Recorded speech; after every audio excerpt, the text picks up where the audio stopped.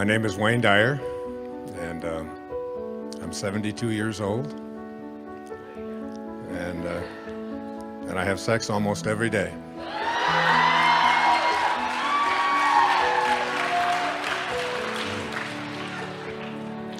Almost on Monday, almost on Tuesday, almost. Anyway. That was Jack LaLanne's opening for 20 years until he was 94 years old. So I borrowed it from him. My mother passed away 2 days ago.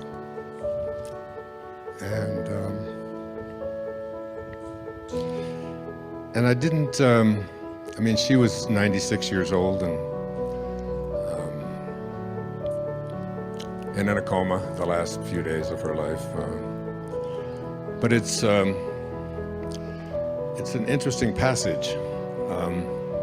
I thought it would be, I remember my introduction to a different kind of psychology was brought to me by a man named Abraham Maslow back in 1962. And I was fortunate enough to be able to study with Dr. Maslow, and he really introduced me to a different way of looking at how to help people and how to improve the quality of our own lives.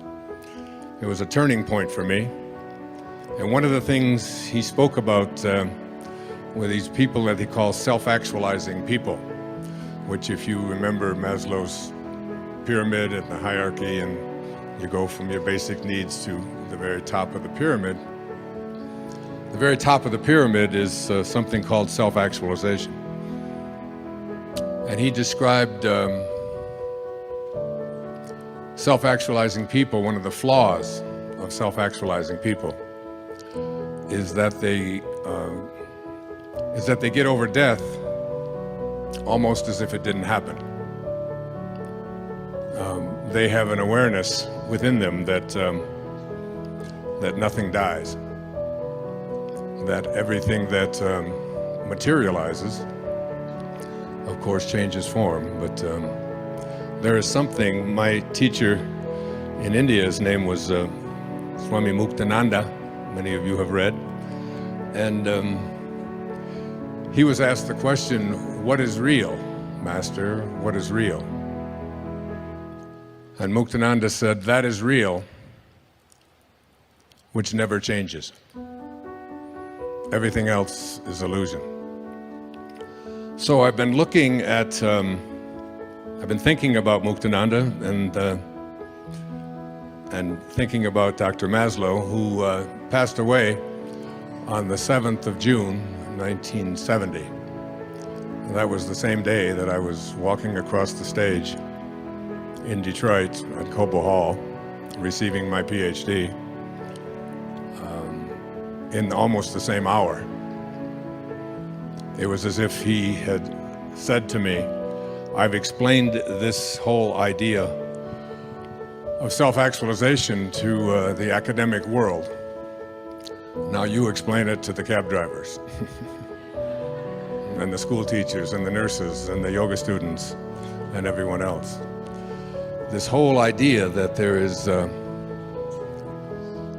a higher place where each of us can reach right here while we're here."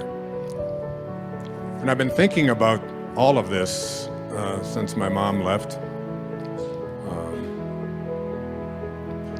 And there's pictures of my mom all over my apartment on Maui. I have pictures of her on the wall when she was 10 years old in 1926. And another picture of her reading a poem that she wrote when she was 12 years old in 1928 about the election that year. Any of you remember the election that year? 1928. Smith or Hoover, who will it be? Both are running for the presidency. Smith is the thin one, Hoover's the fat.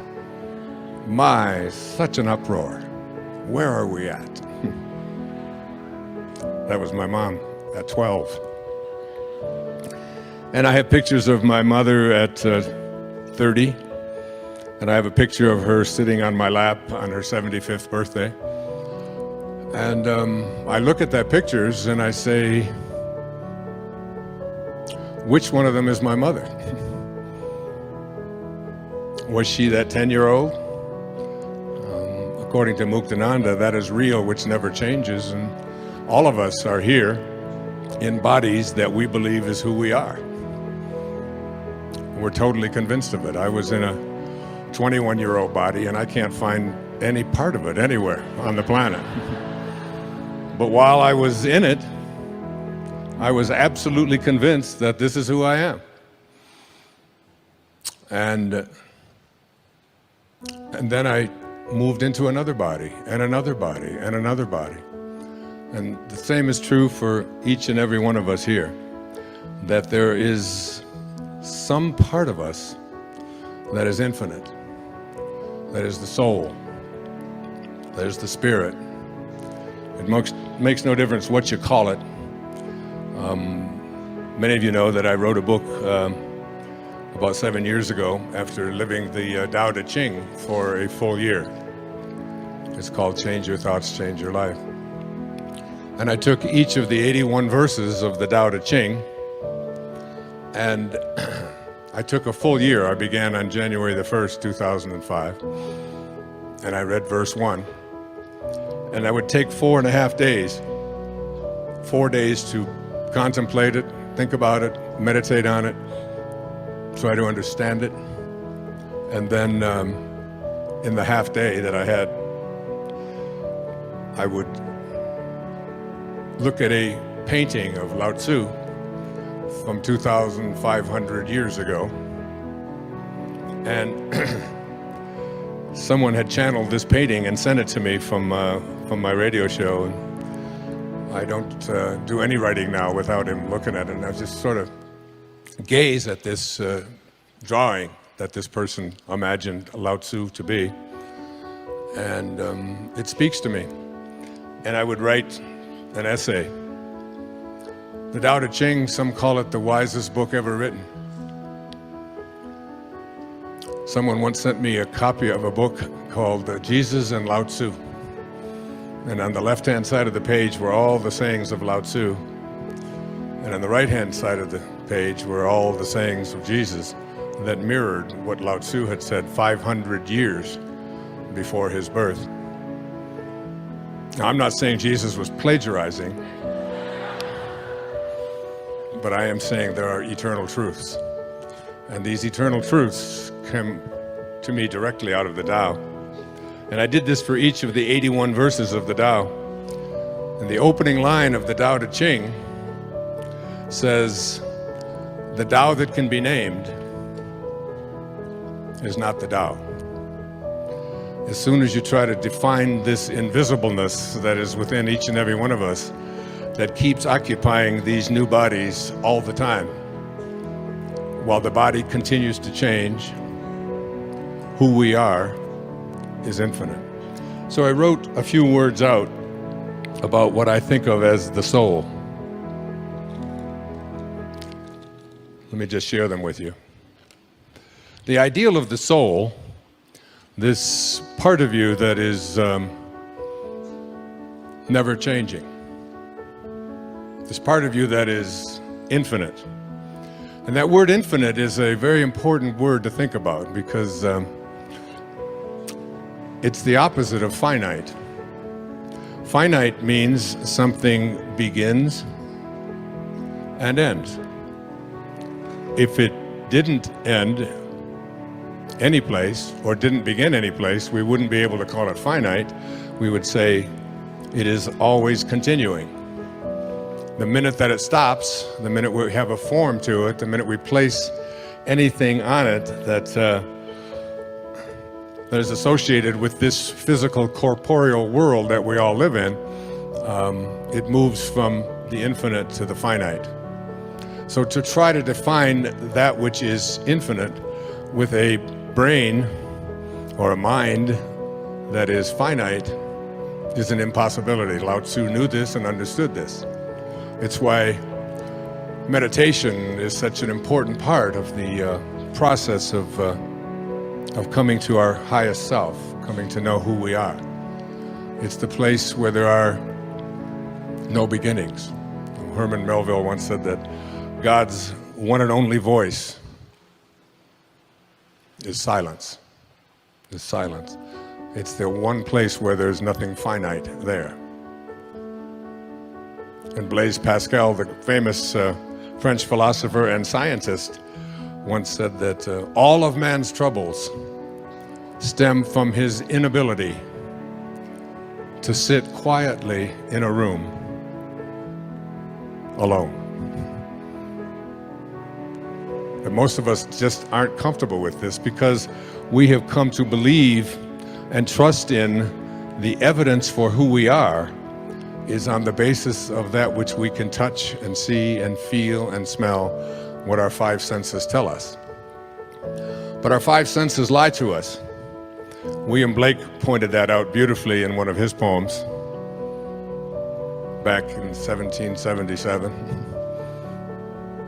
He said, to see the world in a grain of sand, and a heaven in a wildflower, to hold eternity in the palm of your hand, and infinity in an hour, we are all led to believe a lie when we see with, not through the eye, which was born in a night, to perish in a night, while the soul slept in beams of light.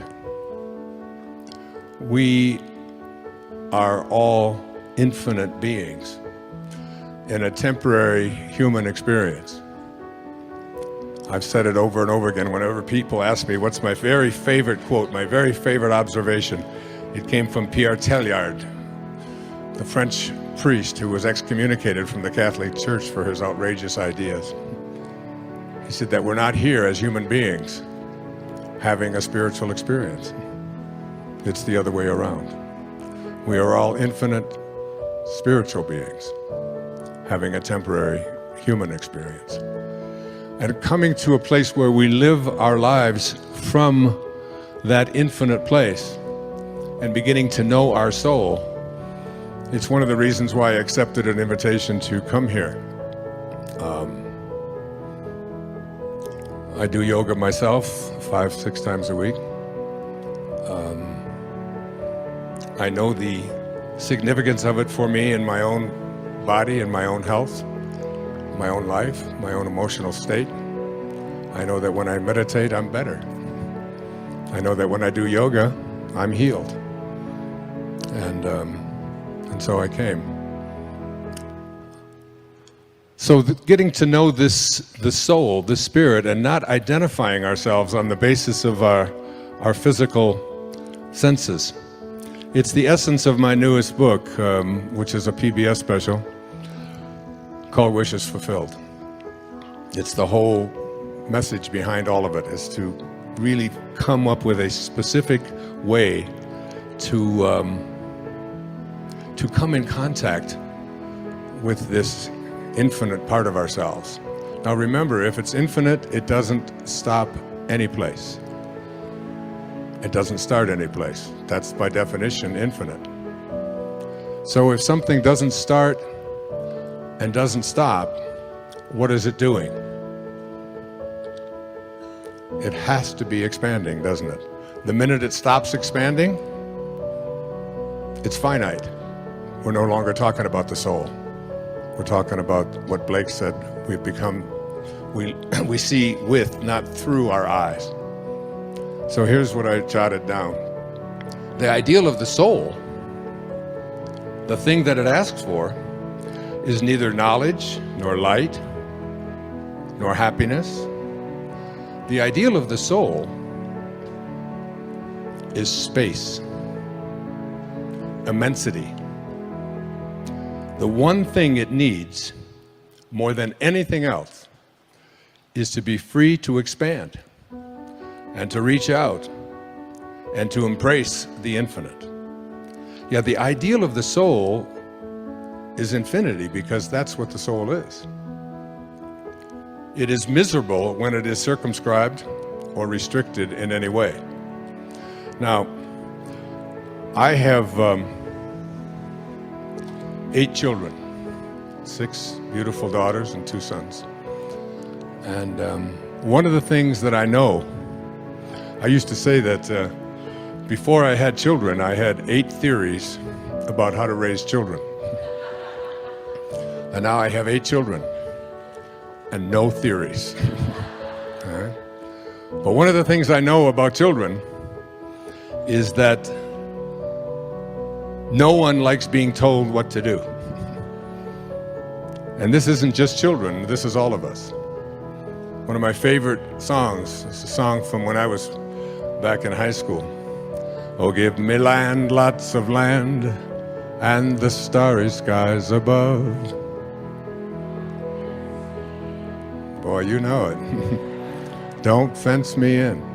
Don't restrict me. Don't put boundaries on me. Don't tell me what I can do and what I can't do. Don't tell me how to be there. Don't tell me what to wear, what to think. Don't tell me how to do yoga. Don't tell me, I don't want to be told. This is the soul speaking, always. The soul is constantly having a desire to expand and grow. And anything or anyone that comes into your life that attempts to do that, you will find yourself fighting it and reaching back. Particularly will you find this in your yoga practice. Yoga, the word yoga means what? Union. Union with what? Your highest self. Union with God. This is what the highest self is. It's the part of you, the place within you that is not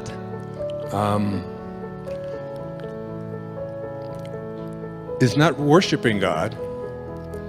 That's what religion has brought to us and taught us, that God is outside of us. It's the part and the place within you that knows that at your highest level, you are God. Each and every one of us.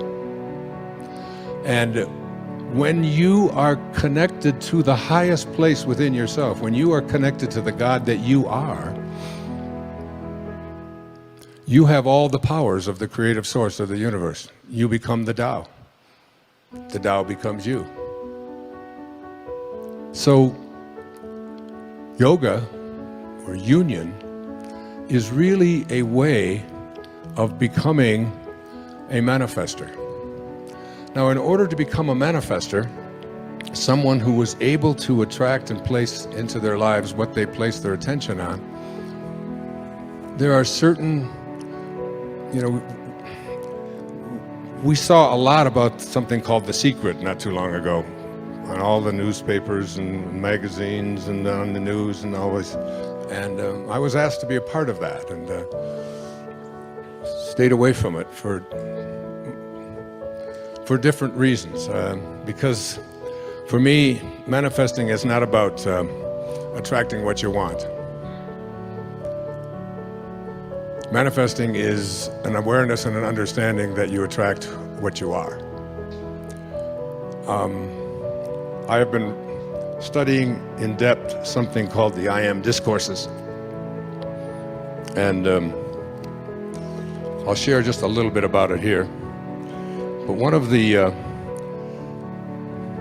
my very favorite quotes, this is from Unveiled Mysteries, says, "The attitude of one person who wishes to work in conscious cooperation with the ascended host, with God, should not be, I wish I could go to them for instruction and pray to God or the source, that from which we all originated."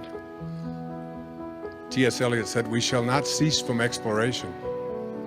But at the end of all of our exploring will be to return to the place from which we originated and to know it for the first time." Now, the poet was speaking about dying, leaving the body. I'm not. I think we can come to know that place from which we originated and live from it. And then the words that Jesus spoke to us in the book of John, that even the least among you can do all that I have done, and even greater things. It was Jesus who said, when he was about to be stoned for blasphemy, and he said, "Why would you stone me?" And they said, "You blaspheme. You claim to be God. You are a man." And he said, "Is it not written in your laws that I have said, you are gods, all of you?" The infinite place within you that needs to expand and wants to grow, that which we call your life. I mean, when my mother died, she was down to about 85 pounds. But if they were to weigh her the second before she died, and then weigh her the second after, her body weighed exactly the same. And yet, she was no longer alive. So her life, that what we call her life, is weightless. It's formless. It has no beginning, it has no end. You can't weigh it. How can you weigh that which has no form? So your life, the thing that we call your life,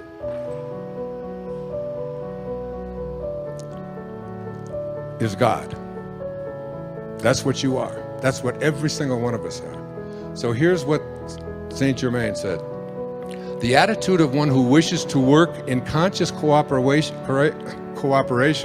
with the ascended host should not be, "I wish I could go to them for instruction," but rather, "I will so purify, discipline, and perfect myself and become such an expression of divine love and wisdom and power that I can assist in their work.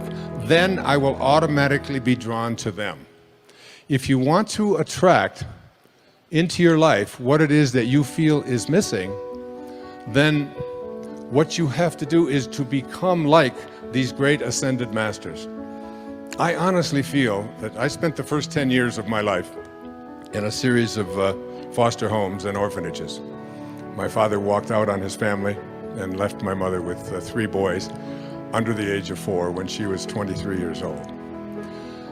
And so I had a great blessing in those earliest years of my life to be able to go within and discover something that I came here to teach, which is self-reliance. To learn how to rely upon ourselves. And I honestly feel that I'm right now writing on a book. It was very hard for me to leave Maui and get on that plane and fly to Sacramento and take a car up here and all of that. Not because I don't think it's beautiful here and that, but I'm where I belong anyway, so I stopped fighting all of that stuff anyway. But it was because I'm in the midst of writing. And I'm writing a book called I Can See Clearly Now. And it's sort of like a memoir, except that it's a look at all of the what seemed like just isolated events that showed up in my life, which led me to the next step, which led me to the next, which have arrived here in 2012 at the age of 72. And as I write this, and I've written almost 50,000 words in the last 6 weeks, it's almost like an obsession, because it isn't me writing. It is me as writing. It is something that is, Lao Tzu said, none of you are doing anything. He said, you're all just being done. You ever have a sense of that when you look in the mirror? And you look at your body and you say, what the hell is going on here? I say, what's this chicken neck stuff? Where the hell did that come from? What am I doing with hair growing out of my ears? And so that doesn't need it. I could use it up here, but it's... And you have a sense that in this physical world, that there's nothing for you to do. Just keep this thing that houses your soul in as healthy a space as you can, but basically it's doing what it's doing. And you, inside of there, the infinite you, is just an observer to the whole process. And isn't that one of the things that we learn in our very first yoga days? It's just, don't be so attached to your body and what it can do and how it hurts to try to do that. And can I balance myself here? And can I do a downward up or down or whatever the hell they call all of those things that are out there? I just do Bikram, so it's... So there's a sense of this awareness. So because of the time, I mean, I usually take 3 or 4 hours, or sometimes 3 or 4 days to go through this, and I'm trying to do this in a brief amount of time. The reason that most of us cannot reach this exalted state that I want to present to you in the limited time that we have is because we have come to believe in our limitations. We've come to believe in our ordinariness. We've come to believe that who we are is not God, is not divine. All right? So in order to transcend that mentality, you have to sort of reprogram your subconscious mind. Your subconscious mind is the mind that is doing virtually everything that you do. It's the mind that got you here into this room, that put your mat down, that got you dressed this morning, that get your breakfast. When you get in the car, you don't think about, oh, how do I start this thing, and how do I got to make a right turn here. Do I slow down? Do I not? You all programmed your conscious mind, programmed your subconscious mind to do all of these things on automatic. And according to my friend Bruce Lipton, about 96 or 97% of what we do all day long, every day of our lives, 24/7, is done by our subconscious mind. So we have been programmed to believe in our ordinariness. I don't know if you saw my most recent PBS special, but I opened it up with a little story from Portia Nelson, so I'll just share it here with you if you haven't seen it. If you have PBS, you probably have, because that's about all they play. And I'm very proud of that, and we've raised close to $250 million for public television. So,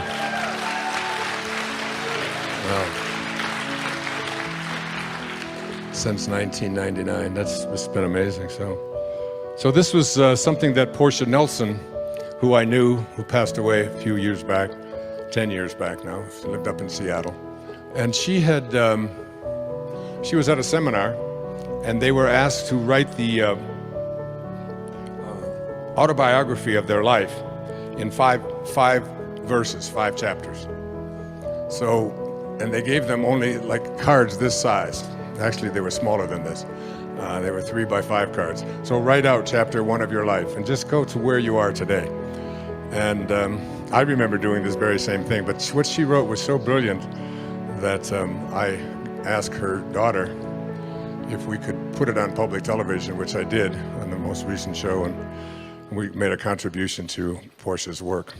So this is what she wrote down in the chapter 5 of her life. Chapter 1, she said, I walk down the street. There's a deep hole in the sidewalk. I fall in. I'm lost. I'm helpless.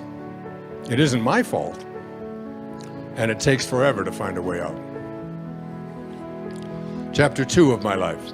I walk down the same street. There's a deep hole in the sidewalk. I pretend I don't see it. I fall in again. I can't believe I'm in the same place. It isn't my fault. It still takes a long time for me to get out. Chapter 3 of my life. I walk down the same street. There's a deep hole in the sidewalk. I see it there. I still fall in. It's a habit. But my eyes are open. I know where I am, and it is my own fault, and I get out immediately. Chapter 4 of my life. I walk down the same street. There's a deep hole in the sidewalk. I walk around it. Chapter 5 of my life. Finally, I walk down another street. Isn't that great?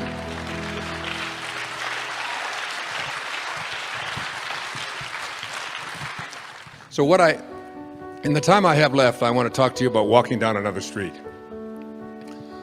And this other street is a street in which you have an awareness that not only do you have a physical body, but you have come to believe that this physical body is who you are, and that you have locked yourself into these five senses and decided that whatever evidence they provide for you is how you identify and define your reality. By what I see, by what I hear, by what I smell, by what my life looks like, by how much money I have, by the stuff that I possess. And this is the world of the ego, and this is the world of the false self, according to my teacher, Nisargadatta Maharaj in India, who passed away in 1986. The false self is the ego. The ego is the part of us that has come to believe that who I am is defined by these six things. Who I am is what I have. And so we spend a big hunk of our life attempting to get as much stuff as we possibly can. The Tao teaches something very different. Let go of everything you have. When I moved to Maui in 2005 full-time, I gave up everything that I owned.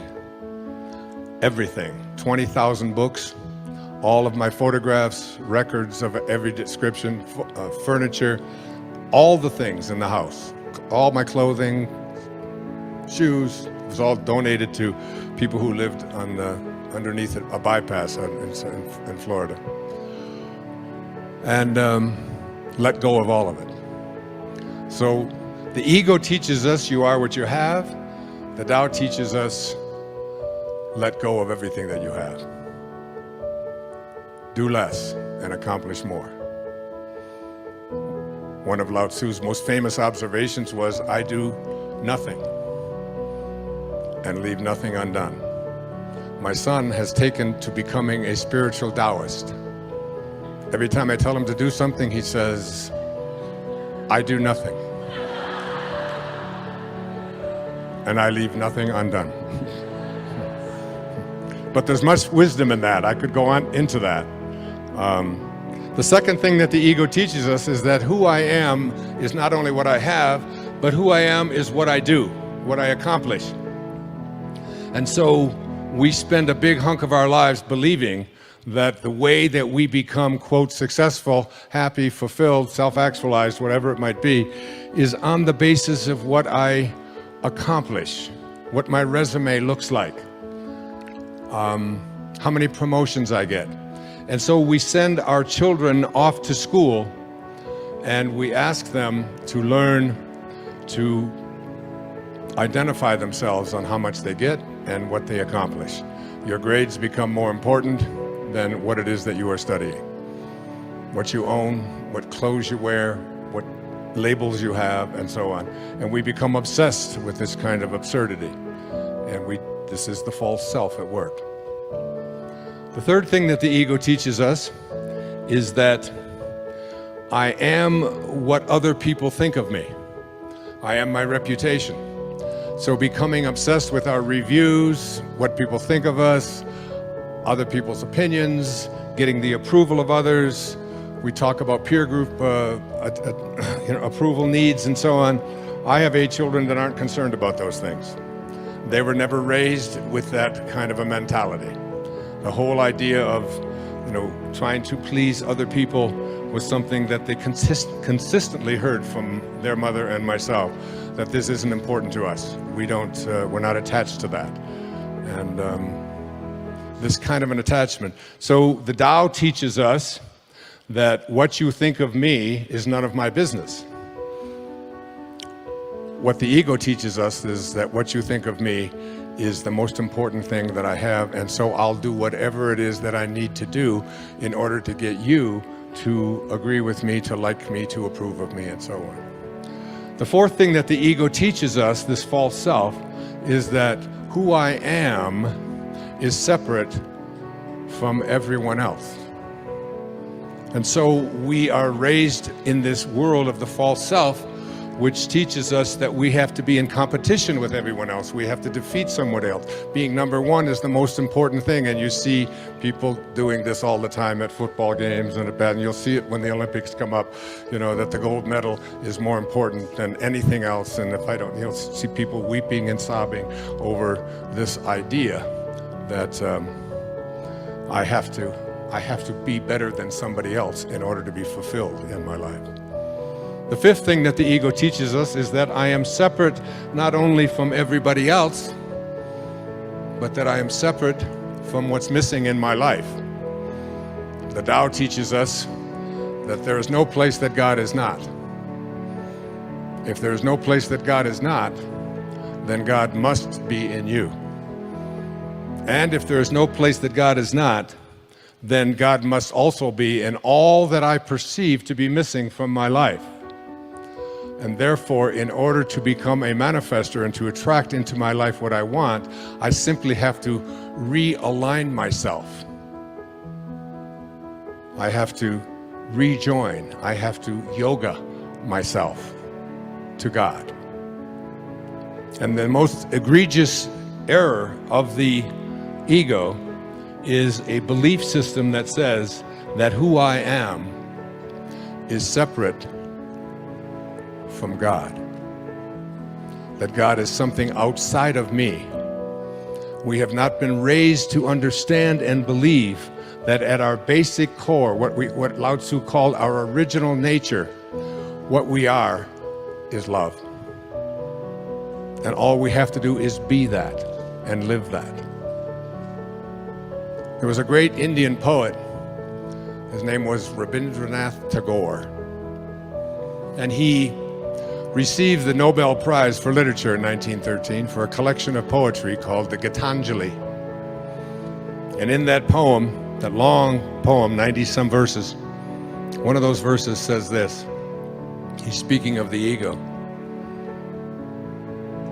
He said, I went out alone on my way to my tryst. But who is this me in the dark? I step aside to avoid his presence, but I escape him not. He makes the dust rise from the earth with his swagger. He adds his loud voice to every word I utter. He is my own little self, my Lord. He knows no shame, but I am ashamed to come to thy door in his company. That's a great poet. And that's a great piece of truth. That in order to get to this place, I speak about, that Maslow spoke to me about and trained me to think about, called self-actualization, is that we have to stop evaluating who we are on the basis of those ego identifiers, and instead begin to see ourselves as divine love, as pieces of God. The Native Americans used to say that no tree has branches so foolish as to fight among themselves. And look at us. Look at what happened just down the road from here in Colorado a few days ago. What is it about us that we have to create instruments of death in order to feel good about ourselves? What is it about us that we have to destroy each other and be in competition with each other and even create things called weapons? It's why Lao Tzu left the place where he left in ancient China in the time of the Warring States. And a big part of the Tao, something like 31 verses out of the 81 verses, speak to the absurdity of having weapons and killing each other. He said that every death in battle should not be celebrated, but should be mourned, because it gives evidence that we have not reached this place and understand what T.S. Eliot was speaking, this place from which we originated, this place to which we shall return.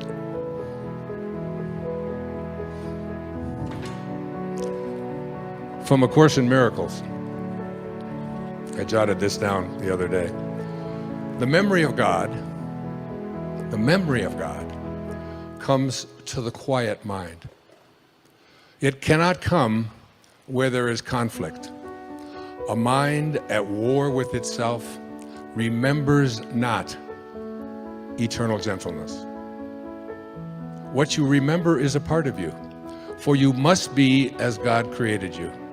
Let all this madness be undone for you, and return in peace to the remembrance of God, still shining in your quiet mind. Coming to know God, it's not about discovering something that resides outside of you. It's about remembering what's inside of you and living from that place. I don't believe that God is interested in us loving God. I believe God is interested in us loving each other and figuring out a way to do this regardless. And it's why I pray so hard for the idea that we will have people, especially in this election year, who will stand up and have the balls to say, it's time to stop making these weapons of mass destruction.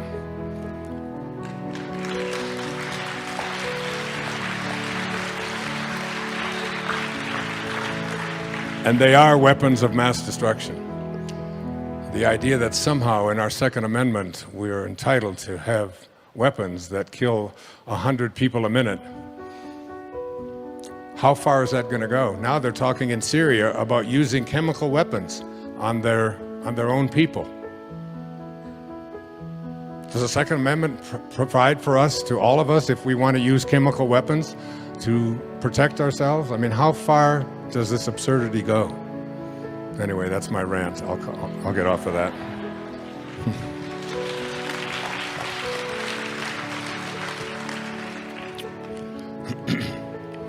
The way to this higher place within ourselves is understanding two very important words. These words are the basis for a children's book that I've just done called I Am, Why Two Little Words Mean So Much. Any moms right here in the front? You a mom? Here, would you like to have this for your baby?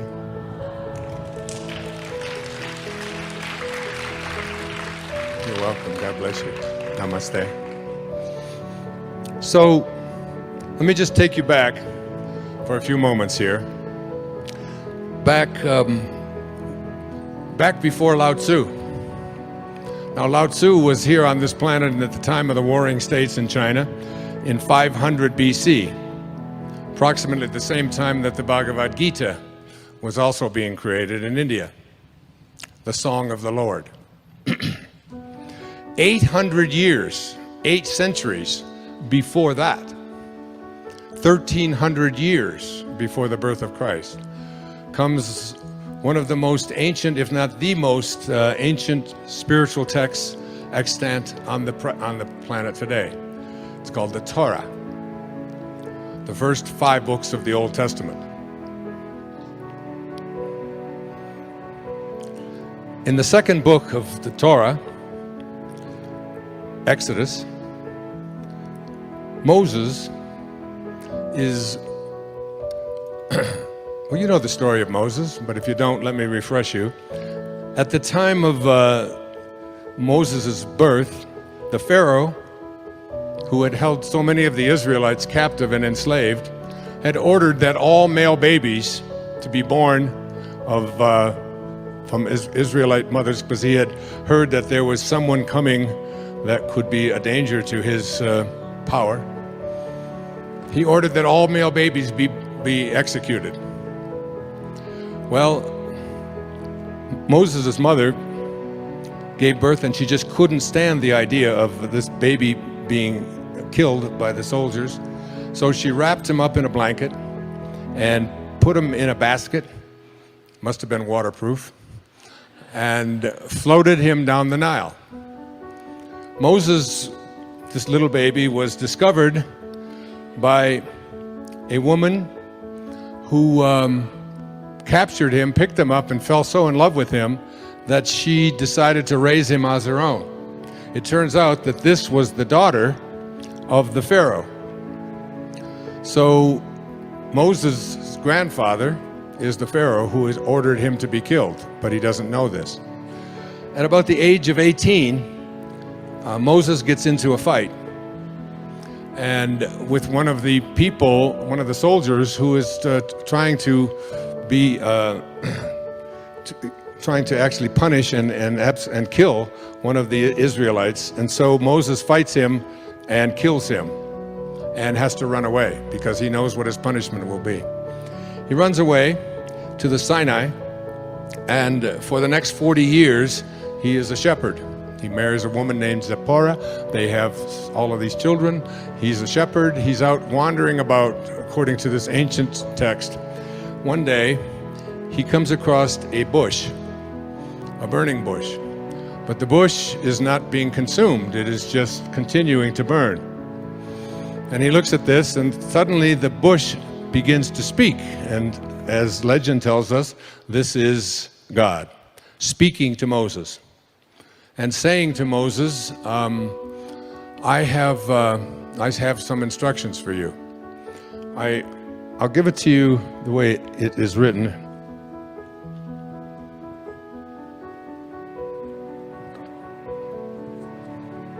I just love this. So God calls out to Moses from this bush and says, Moses, Moses. And Moses responds with the words, here I am. These are the first words he speaks to God.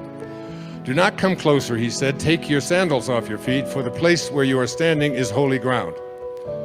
Then he continues, I am the God of your father, the God of Abraham, the God of Isaac, the God of Jacob. Moses hid his face because he was afraid to look at God. So God gives him this instruction. You are to go and free the people of Israel. So Moses says to God, who am I that I should go to Pharaoh and that I should bring the Israelites out of Egypt? He answered, I will certainly be with you, and this will be the sign to you that I have sent you. When you bring the people out of Egypt, you will all worship God at this mountain. Then Moses asked God, if I go to the Israelites and say to them, the God of your fathers has sent me to you, and they ask me, what is his name? What shall I tell them? Now, the only place in all the spiritual texts where God gives his name is right here in this passage. Same name that you have. God replies to Moses, I am that I am. This is what you are to say to the Israelites. I am has sent me to you. God also said to Moses, say this to the Israelites, Yahweh, the God of your fathers, the God of Abraham, and this is my name forever. This is how I am to be remembered in every generation to come, which is our generation. All right? So, the name of God is I am. That I am. Now, every time you use the name I am, you are using the name of God. How do you use this name? Do you say, I am sick? Many of you know that I have been diagnosed with leukemia. And I generally start out my talks by saying, I am well. I am perfect health. I am that. I am. That is my affirmation. That is how I live. That is how I breathe. That is how I believe. Now, in the book of Joel, there's a line that says, let the weak man say, I am strong. Now, what I want, one of the things that I want to leave you with here in the time that I have with you today is for you to become conscious of how you use this term, I am. I have a CD, along with my friend James Twyman, that is, what they did with this is, it comes from the Moses Code, which is a book I encourage you to look at, by James Twyman. And what they did is they took the sound in Hebrew of the letters that mean I am that I am. Supposedly this is what God said to Moses. And they have associated the sound with what those letters meant back 1,300 years before the birth of Christ, or 3,300 years ago, and come up with the sound. The sound is a meditation that I do every day. And what I recommend that you do, you want this, don't you? Oh, you have it? Oh, you have it, great. All right, you got it. So what I encourage you to do in terms of manifesting, before I get into the principles, is to take out a piece of paper sometime when you're at home, and it sounds like a silly thing to do, but I want you to do it. I want you to write at the top of that page the word that, T-H-A-T, that, okay? And under that heading, whatever it is that you would like to attract or manifest into your life, I would like you to just write that down, all right? So if it's a job that you want, if it's a relationship that you want, if it's a healing that you want, if it's abundance that you want to attract into your life, whatever it is, just place it underneath that. And come to a place in your life where it is spoken about in the book of Romans, in the New Testament.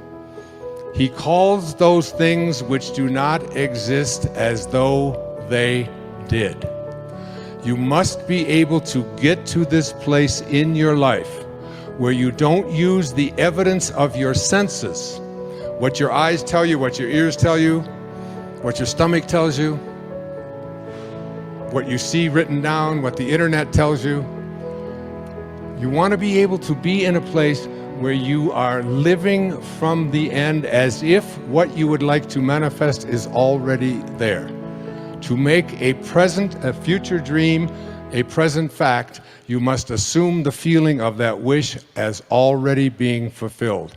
And the sounds that you will hear on track 2 and 3 of this meditation are the exact sounds of what those words were spoken back there 3,300 years ago. All I can say to you is that so many incredible miracles have manifested into my life since I began practicing this meditation. Who did I promise this to? Somebody? Yeah, there. Okay, stand up.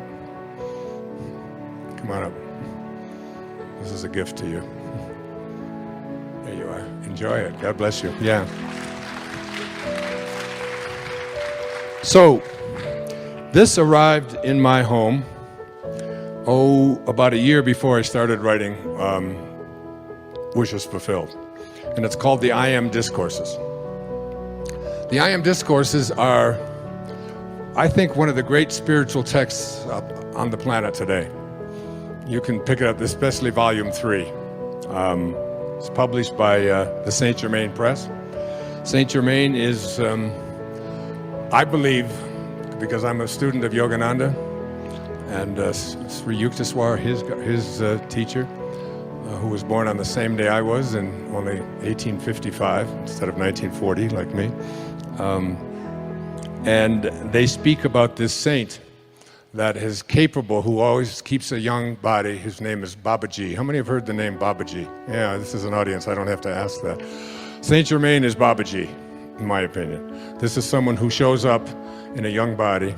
And when you read Ascended Masters Training, The Unveiled Mysteries, The Magic Presence, and the I Am Discourses, which I have read all of them and studied them before I actually channeled Wishes Fulfilled. But let me just share with you just something here at the very beginning of it. This I can do without glasses. Life, in all its activities, everywhere manifest, is God in action. Remember what I said earlier, the life in your body is weightless, and it is God.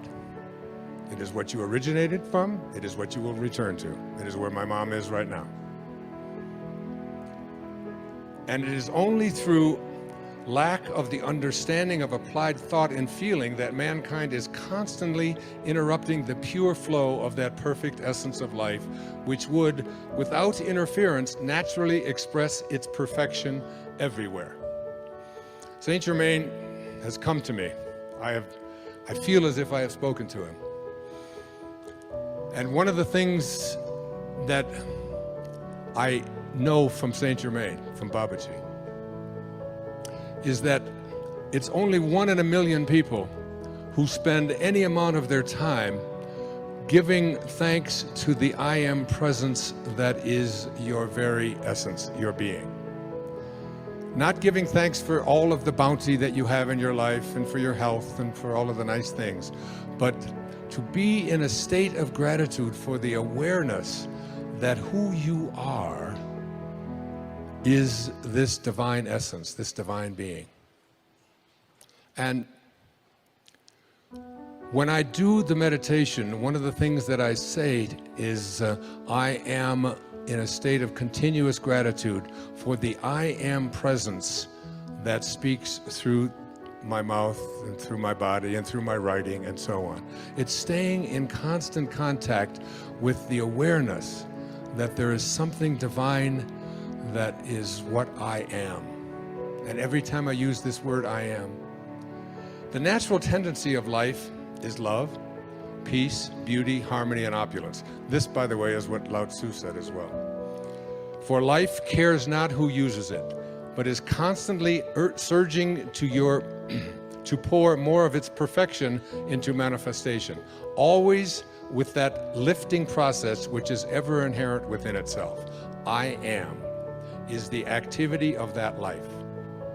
How strange it is that students with sincere interest do not seem to get the true meaning of those two words. When you say and feel, I am, you release the spring of eternal everlasting life to flow on its way unmolested. In other words, you open wide the door of its natural flow. When you say, I am not, you shut the door in the face of this mighty energy.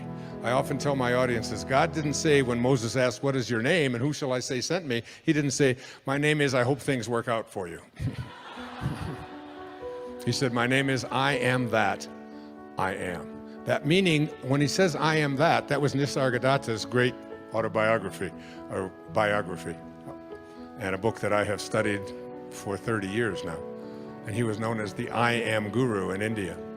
And these two words, I am, have so much power within them. I am is the full activity of God. Having placed before you so often the truth of God in action, I wish you to understand its first expression in individualization, in you, all right? The first expression of every individual everywhere in the universe, either spoken word, silent thought, or feeling, is I am, recognizing its own conquering divinity. The student, endeavoring to understand and apply these mighty yet simple laws, must stand guard more strictly over his thoughts and expression in word or otherwise. For every time you say, I am not, I cannot, I have not, you are, whether knowingly or unknowingly, throttling that great presence within you. So, could God say, I am depressed? Could God say, I am sad? Could God say, I am unhappy? I am miserable? Not possible. And every time you say that, you blaspheme. Because when you use the words I am, you are in union, you are in yoga with God. So when I do my yoga practice, and there's certain of these postures and asanas that I have a little more difficulty with others, especially balancing ones and so on. Before I start the asana, my inner meditation is, I am well balanced. I am perfect balance. I can do this. I am perfect balance. And as I do this, I begin to see that I am speaking to this body. And what is this body? It is nothing more than something temporary that is always changing, so it's not even real. Now, there's a book that I brought here with me, and if you don't buy anything here, and I don't care if you do. I didn't even bring them. Somebody else brought them. So, but there's a book here that I would really love you to read. And if you haven't read it, I was blessed to be able to give this to my mom to read about 6 months before she passed on. And it just brought a sense of peace to her. The book is called Dying to Be Me: My Journey from Cancer to Near Death to True Healing, by Anita Moorjani. I wrote the foreword to this book. Mira, this love of mine right here with the glasses on, who just did a past life regression, with me, that's in Wishes Fulfilled, which completely turned my life around in so many ways, brought something off the internet to me about this woman. She was wheeled into a hospital in 2005. Her weight was down to about 82 pounds. She had lymphoma throughout her entire body. She had tumors the size of lemons, over 24 of them, throughout her entire body. She was in a coma. She had tubes coming out of her and wires and so on. And her husband was there, and her mother was there, and they were there to just say her last rites. This was to be her last night on earth after 5 years of the steady growth of lymphoma. While in this coma, she had what is called an NDE, a near-death experience.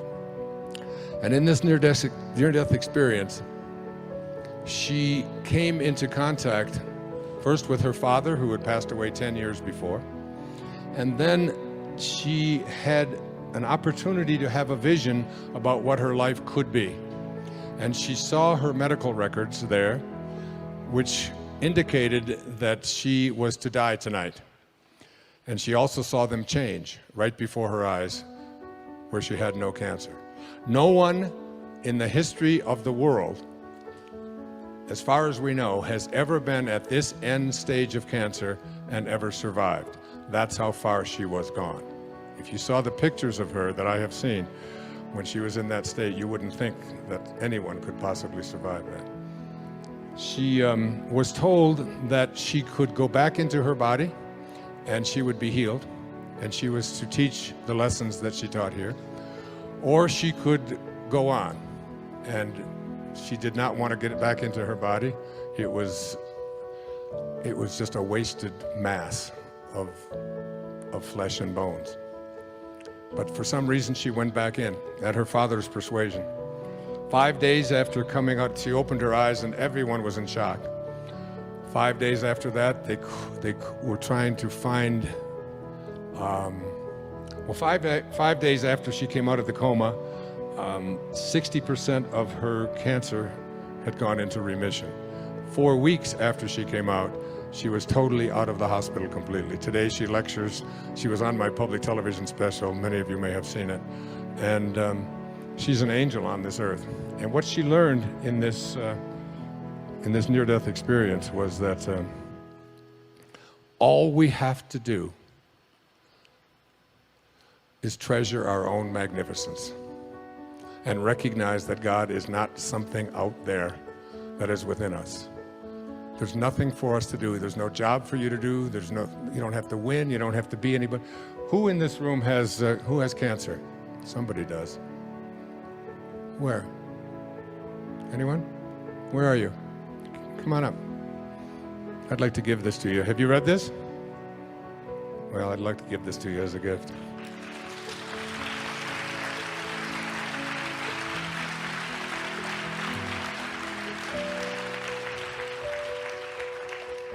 What is your name?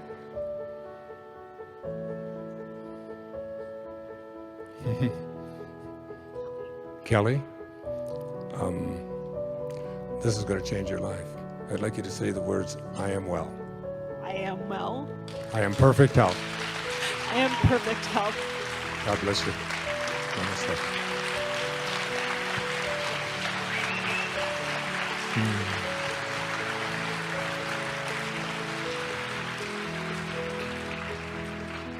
They have them in the back. It's a must read, especially if you have anybody who is in the position that my mom has been in for the last year or two, and or even has any kind of illness at all. Or as when I talked to Reed about publishing this book, I said, the potential audience for this is anyone who is ever going to die or knows anybody that is. And it's one of the most freeing, peaceful experiences to know that you're not here to accomplish anything. You're not here to be better than anybody else. You're not here to win. All you have to do is just love yourself. I mean, truly love how magnificent you are. And that's what I meant when Saint Germain spoke to me and said, it's all you have to do is spend 15 minutes being in a state of appreciation for the I am presence that you are. Now, one of the things that the I am discourse has taught that I was having trouble with this whole idea of manifesting is written on page 318. And I'd like to give this to you as we get ready to close. The student should constantly look within his human self and see what habits or creations are there that need to be plucked out and disposed of. For only by refusing to any longer allow habits of judging, condemning, and criticizing to exist can he be free. Are you hearing this? The true activity of the student is only to perfect his own world, and he cannot do it as long as he sees imperfection in the world of any of God's children. That includes the person who opened fire in Aurora. That includes Osama bin Laden. That includes Adolf Hitler. Any judgments that we have of judgment, criticism, and condemnation. And I wanted to manifest something so bad for such a long period of time, but the person that was involved in it, I kept having this sense of judgment toward this person. And it wasn't until I was able to say, I accept you for what you are. It's what led me to my father's grave in 1974. And I stood there after being sent there by a series of just absolutely impossible coincidences. I stood there on his grave after being filled with rage and hatred and anger and bitterness towards this man who would walk out on my mother and her 3 young boys. I was the youngest. And I finally found out about his death, that he had been dead 10 years, but I went to his grave in 1974 on August the 30th. And as I walked away from his grave, because I really went there to piss on his grave, I was so just filled with rage. And as I walked back to the rent-a-car, something called me back, and I went and stood there looking at this plate on the ground that said Melvin Lyle Dyer, 1914 to 1964. And something came over me. In fact, we've made a film about it, another film called My Greatest Teacher. And I was able to say to my father, from this moment on, I send you love. Who am I to judge you and condemn you? You did what you knew how to do, given the conditions of your life. And I accept you for it.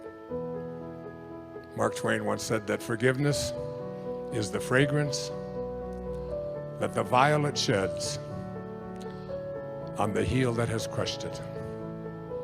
On the heel that has crushed it. Enjoy it. My greatest teacher. Who was my greatest teacher? After that, my entire life changed. I stopped drinking. I started exercising. My writing shifted. I went back to New York. I was professor at St. John's University in New York City. I took 2 weeks to go down to Fort Lauderdale, Florida, checked into the Spindrift Motel, and wrote a book called Your Erroneous Zones in 14 days. 14 days. Today, there's close to 100 million copies in 47 languages around the world. It's, and everything in my life after that shifted.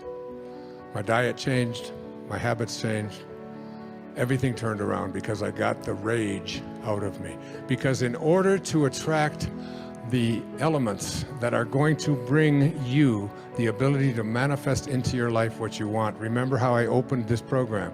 We do not manifest what we want. That comes from a place of missing. We manifest what we are. The angels who will guide you throughout your life will only be there for you when they recognize themselves in you. And they cannot recognize themselves in you and guide you when you are filled with hatred, anger, judgment, condemnation, bitterness, fear, anxiety, stress. You have to let all of that go and be love. Be in this place of perfect divine love. Love for everything and everyone on our planet. That's self-actualization at work. And the principles for bringing this about into your life are the last 5 chapters of Wishes Fulfilled. But basically, what it says is, the greatest gift that you've ever been given is the gift of your imagination. Your imagination is yours to be able to do anything you want with. You can place any thought in there with the awareness of I am.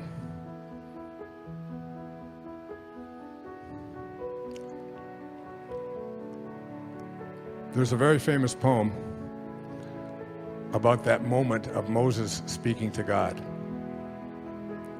It says, earth's crammed with heaven, and every burning bush afire with God. And those who truly know take off their sandals, while the rest sit round it and pick blackberries. It's your call. It's your call. So your imagination is the greatest gift that you've been given. And you can put anything in there. No one can tell you what can be there or what can't be there. Einstein said, imagination is greater than knowledge. And he said, if you want your children to have a great imagination, read them fairy tales. If you want them to be even smarter, read them more fairy tales. That's why I've written 5 children's books with that very idea in mind. The second thing is that you have to learn to live from the end. Whatever you have placed into your imagination, you have to act as if it already were your reality, independent of what anything or anyone else says. When I was told that I had this diagnosis of leukemia, I can't tell you how many people sent me condolence letters and sent me information about this disease and how it was incurable, and unfortunately this. And fortunately, I was given by my children a wonderful gift. It's called an iPad. And it's got this wonderful feature in it. It's called Delete. And then there's another feature of it. It's called Trash, which is really great. I'd like to have a button like that on me at any time, so that anytime anybody brings any information to you, you just push the trash button. It even makes a little sound. It goes, whoop, hit delete, and it's gone. I had this little scar that you see right here on the right side of my face. There was a skin cancer thing there, and I was going to the dermatologist, and they were going to cut this thing out. And I had a woman stop me, and she said, that's really bad. I said, what? It's just a little red mark here, and they're going to just cut it out, and it'll be fine. She said, no. She said, my girlfriend's husband, he had that. They had to cut his penis off.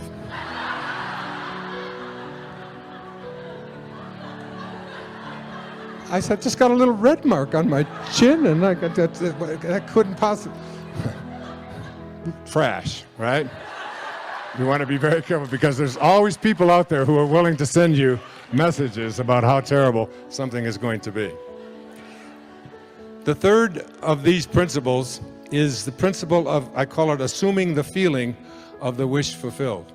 You must be able to feel it, because every time that you feel something within your body, you give a instruction to your subconscious mind. And your subconscious mind is the part of you where you do all of your living. You want to redo your subconscious mind. Now, I jotted down for the last principle. I have 5 minutes left. And it's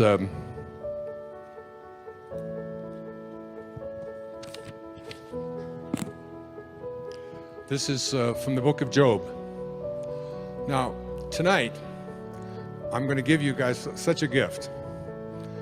Tonight, and every night for the rest of your life, I want you to take the last 5 minutes before you go off to sleep and realize that you are about to program your subconscious mind. All right? Your subconscious mind is most at home when you are unconscious, when you are asleep. If you spend the last 5 minutes of your day, which so many people do, reviewing all of the things that you don't like, and all the things that didn't work out, and how terrible you feel, and who abused you, and who was mean to you, and who said this, and they did this, and you're constantly doing this kind of thing with your mind, then you are programming your subconscious mind that when you awaken, because you're now about to marinate for the next 8 hours in your subconscious mind. And then when you awaken, you will rejoin the universal subconscious mind, the mind of God, from which we all originate. We're all just individualized personal expressions of that one thing that we call the Tao, or God, or divine mind, or soul, or spirit. But the Tao that can be named is not the Tao. So you want to be real careful about how you program your subconscious mind. This is from the book of Job. In a dream, in a vision of the night, when deep sleep falls upon men while slumbering on their beds, then he opens the ears of men and seals their instruction. Job 33, 15 and 16. When you are slumbering on your bed, he opens your ears and seals your instruction. What you place into your subconscious mind as you are about to go into this deep slumber is all dependent upon what you do the last 3 or 4 or 5 minutes before you go off to sleep. You want to place into your imagination whatever you have placed into the I am that I spoke about earlier. I am well, I am content, I am peaceful, I am happy, I am prosperous, I am abundant, I am God, I am God, I am God. Because at the basic core, each and every one of us are just that. Okay, so we just have a couple of minutes left. I want to do it's like if you just close your eyes and just listen to this meditation. It's from the book 3 Magic Words. Here's what I'd like you to say to yourself at night. I know that I am pure spirit, that I always have been, and that I always will be. There is inside me a place of confidence and quietness and security where all things are known and understood. This is the universal mind, God, of which I am a part, and which responds to me as I ask of it. This universal mind knows the answer to all of my problems, and even now, the answers are speeding their way to me. I needn't struggle for them. I needn't worry or strive for them. When the time comes, the answers will be there. I give my problems to the great mind of God. I let go of them, confident that the correct answers will return to me when they are needed. Through the great law of attraction, everything in life that I need for my work and fulfillment will come to me. It is not necessary that I strain about this, only believe. For in the strength of my belief, my faith will make it so. I see the hand of divine intelligence all about me, in the flower, the tree, the brook, the meadow. I know that the intelligence that created all these things is in me and around me, and that I can call upon it for my slightest need. I know that my body is a manifestation of pure spirit, and that spirit is perfect. Therefore, my body is perfect also. I enjoy life, for each day brings a constant demonstration of the power and wonder of the universe and myself. I am confident, I am serene, I am sure. No matter what obstacle or undesirable circumstance crosses my path, I refuse to accept it, for it is nothing but illusion. There can be no obstacle or undesirable circumstance to the mind of God, which is in me, around me, and serves me now. This is the great lesson. Know this within you. When Herman Melville was writing Moby Dick, he wasn't writing about a man looking for a whale. He was writing about a man, Ahab, trying to find his higher self. He said these words, "For as this appalling ocean surrounds the verdant land, so in the soul of man lies one insular Tahiti, full of peace and joy, but encompassed by all of the horrors of the half-lived life." In every moment of your life as you leave here today, you have this choice. You can either be a host to God or a hostage to your ego. It's your call. Thank you. God bless you. Namaste. Thank you.